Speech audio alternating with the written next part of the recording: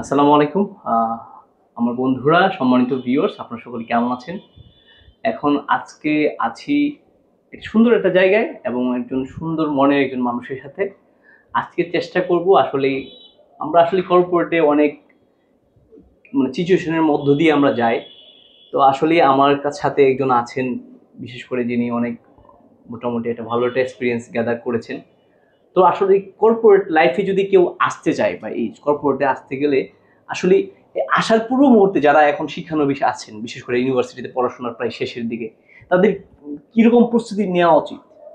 প্রস্তুতির ব্যাপারটা হলো যদি দেখা গেছে যারা ভার্সিটিতে আছে বা ফার্স্ট ইয়ার সেকেন্ড ইয়ার আছেন, তাদের উচিত হলো যে কোনো কাজের সাথে এঙ্গেজমেন্ট হওয়া।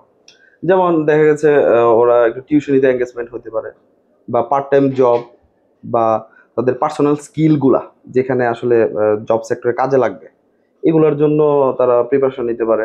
আরেকটা জিনিস হলো যারা নতুন ভবিষ্যতে আসবে, তাদের প্রথম থেকেই একটা এক্সপেকটেশন থাকা উচিত যে আমার গোল সেট করা। গোলটা এইভাবে সেট করতে হবে, দেখা গেছে সে কেউ ব্যাংকার হতে চায়, তারপর কেউ হয়তো বা যদি জেনারেল লাইনের হয়, জেনারেল লাইনে হলে তার আসলে যদি গভর্নমেন্ট জব থাকে ওইটার জন্য প্রিপারেশন নেওয়া। মানে মাথার মধ্যে গোল সেট করে রেজাল্টের দিকে আগানো, রেজাল্টটা আসলে কোনভাবে সেট করবে। যদি প্রাইভেট সেক্টরে যেতে হয়, অবশ্যই ফার্স্ট ক্লাস অ্যাবভ রেজাল্ট থাকতে হবে। আর যদি দেখা গেছে অন্যান্য সবাই যে ব্যাংকে ঢুকবে বা সরকারি জবে ঢুকবে এরকম না, প্রাইভেট সেক্টরে কেউ কেউ হয়তো বা ঢুকবে, তাদের জন্য ওইভাবে সেট আপটা তৈরি করা, বা কমিউনিকেশন আর হলো নেটওয়ার্কটা বিস্তৃত করা।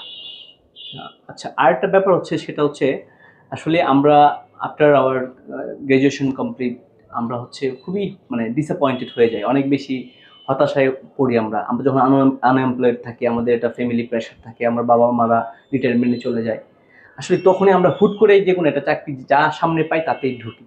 এটার আপনার এটার যে শর্টফলগুলো কি কি, আসলে শর্টফল বা এখানে এটা আসলে কি উচিত? ডিসঅ্যাপয়েন্ট হওয়ার কিছু নাই। এখানে আপনি হতাশ হয়ে গেলে বা ডিসঅ্যাপয়েন্ট হয়ে গেলে আপনার কিছু হবে না। এখানে আপনার হলো যা সামনে আছে এটা শুরু করতে হবে। এরকম না যে আপনি হুট করে একটা ঢুকে পড়ি। ঢুকাটাই তো মেইন প্রবলেম। ঢুকে গেলে আস্তে আস্তে নেটওয়ার্ক বিস্তৃত হয়, কমিউনিকেশন লেভেল বাড়ে, এক্সপিরিয়েন্স গ্যাদার হয়, আস্তে আস্তে হয়ে যায়। যেমন পার্ট টাইম একটা জব করলে, যদি থার্ড ইয়ার ফোর্থ ইয়ারে থাকা অবস্থায় একটা পার্ট টাইম জব করা, বা এখন অনলাইনে বিভিন্ন ধরনের জব আছে, একদম লিগেল ওয়েতে যদি জবগুলো করে, তাহলে তো ডিসঅ্যাপয়েন্টমেন্ট বা হতাশাগ্রস্ত হওয়ার তো কোনো ইস্যু আমি দেখতেছি।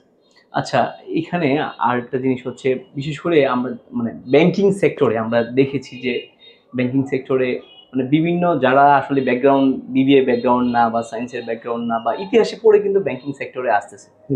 তো যেহেতু আমরা আসলে ব্যাংকিং এই চাকরি করব, বা আমরা আসলে ব্যাংকিং সেক্টরে কেন মানুষ আসতে চাই, কারণ এটা স্ট্যান্ডার্ড লাইফ লিড করা যায়। তো যেহেতু আমি একটা আমার মোটিভ থাকে, অনেকেরই আমাকে যারা দেখতেছেন অনেকে চায় যে ব্যাংকিং এ আসতে চায় বা কর্পোরেট ভালো একটা অনার একটা জব করতে চায়, সেক্ষেত্রে ন্যূনতম তাদের কোন স্কিলগুলো তাদের ডেভেলপ করা উচিত? আপনি যদি মাল্টি ন্যাশনাল বা ব্যাংকিং সেক্টর বা ভালো কর্পোরেটে যেতে চান, আপনার রেজাল্ট অবশ্যই ভালো থাকতে হবে। এটা ফার্স্ট ক্লাস অ্যাবভ থাকতেই হবে। এছাড়া আসলে একটা কর্পোরেটে প্রাথমিক ক্রাইটেরিয়া ফিল আপ করার জন্য যেটা দরকার, এই রেজাল্টটা থাকতে হবে। এটা তো সিভি স্ক্রিনিং এর জন্য দরকার, বাট এসে আসলে আমি যেটা দেখেছি, আসলে আমরা চাচ্ছি যে আমার এখানে ফয়সাল ভাই আছেন, আমি আছি, আসলে আমরা এইরকম একটা ইন্টারেক্টিভ সেশন নিচ্ছি যে যাতে করে যারা আমাদেরকে দেখছে তারা যাতে ন্যূনতম একটা উপকৃত হয়। তো আমি যেটা ফয়সাল ভাইকে বলি, আপনি যদি আপনার যদি ডিসএগ্রি থাকে আপনি বলবেন। আমি যেটা মনে করি যে আসলে কর্পোরেট লাইফে অনেকে আছে আইসা বসের সামনে আইসা এমনি আপনার ভালো করে কিবোর্ড চাপতে পারে না, কম্পিউটারে তাদের ন্যূনতম সেন্স বা ন্যূনতম নলেজ থাকে না। স্বাভাবিক। এই ব্যাপারগুলো আসলে কিন্তু অনেকেই কিন্তু খুব লজ্জায় পড়ে। এই ব্যাপারগুলো যারা ইতিহাসেও পড়েন, আমার কথা হচ্ছে আপনি যে সেক্টরে থাকেন না কেন, বর্তমানে কিন্তু বাংলাদেশ সরকার কিন্তু আইসিটিটা কিন্তু ম্যান্ডেটরি করে দিয়েছে। তো আপনারা চেষ্টা করবেন যে এই যে বেসিক যে কম্পিউটার নলেজগুলো, বিশেষ Microsoft Word, Microsoft PowerPoint, Microsoft Excel, এই ব্যাপারগুলোতে আপনি অবশ্যই ন্যূনতম বেসিক দক্ষতাটা আপনি অর্জন করবেন। এর পাশাপাশি আর কি দক্ষতা যদি অর্জন করে, সেক্ষেত্রে তার আরেকটু প্রিভিলেজ পাবে এই সেক্টরে। এটা হলো নেটওয়ার্কিং বাড়ানো, তারপর হলো কমিউনিকেশন লেভেল বাড়ানো, আর একটু চোখ কান